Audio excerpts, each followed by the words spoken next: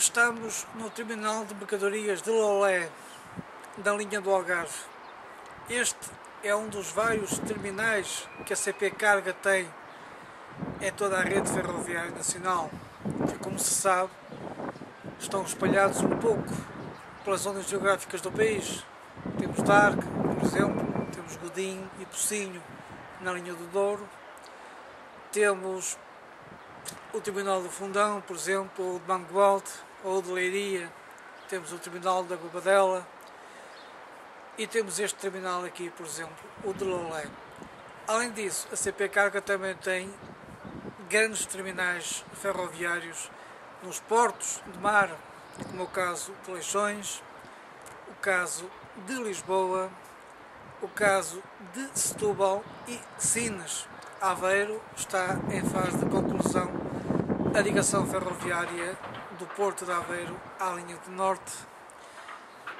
Para este ano de 2010, e estamos no primeiro dia útil deste ano de 2010, a CP Carga vai fazer pela primeira vez o seu ano completo, um exercício completo. Esperamos todos que a CP Carga consiga vencer os seus propósitos principais a nível de exploração, agora que conta com um parque de máquinas elétricas mais adaptado à procura e com outras potencialidades que o material que antes foi irradiado já não tinha.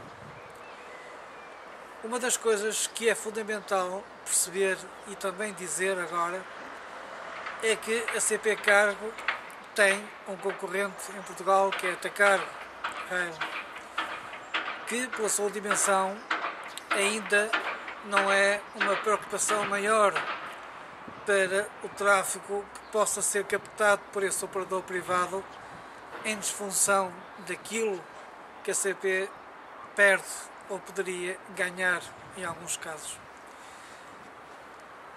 A nível logístico, a CP Carga faz votos também e tem essa intenção de, em 2010, procurar sistemas alternativos logísticos que complementem a sua oferta de comboios de mercadorias, seja a nível nacional, mas mais importante, a nível ibérico e transibérico, para lá da fronteira de Andaia ou de Portobum.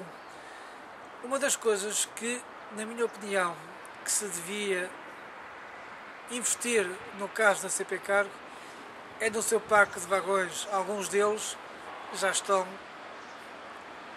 um bocado fora de moda, como se costuma assim dizer também. E existem algumas especificidades em alguns desses vagões que não correspondem à procura que hoje existe.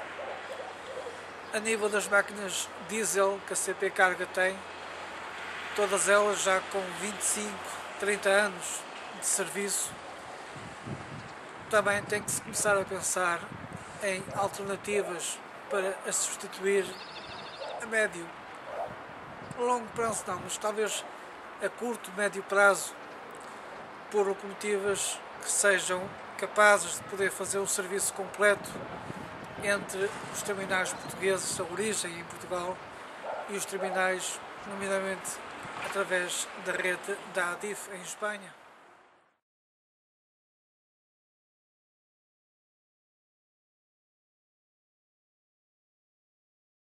Este terminal de Lolé está dotado com um pórtico que movimenta caixas móveis e contentores e também está dotado com as infraestruturas necessárias para permitir que a mercadoria seja colocada no modo rodoviário e daqui siga para todos os locais do Algarve que interessam servir.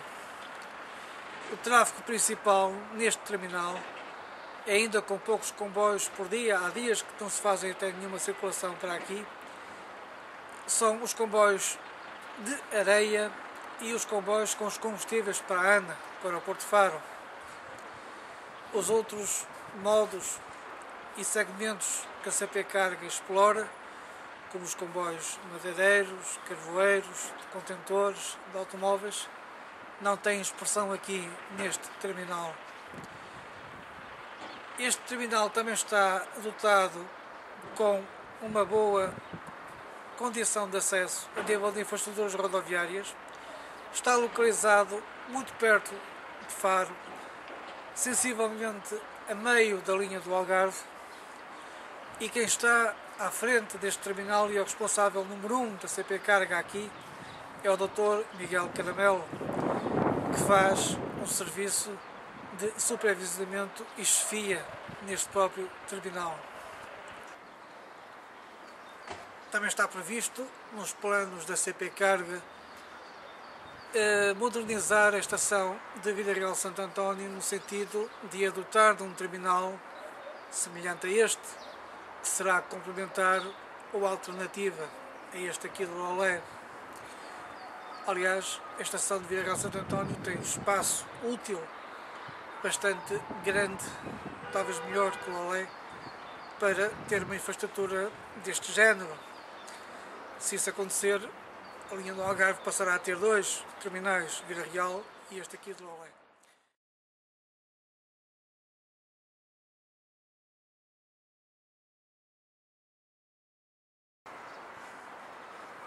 Falando agora de um aspecto mais global, no âmbito da CP Carga, podemos dizer o seguinte: uma das coisas que será importante realçar é que neste ano, 2010, vai ser o ano em que a CP Carga vai fazer um exercício completo. Como os meus amigos sabem, no ano passado, no verão, foi criada a CP Carga como unidade autónoma, que faz parte do grupo da CP Comboios de Portugal, quando antes era uma unidade de negócio dentro da estrutura da CP. Este ano, 2010, apresenta-se em termos de mercado ainda com algumas perturbações devido à crise. Avistam-se nuvens negras, aliás até aqui está a chover hoje, aqui. Mas temos que pensar positivo, temos que acreditar que será possível.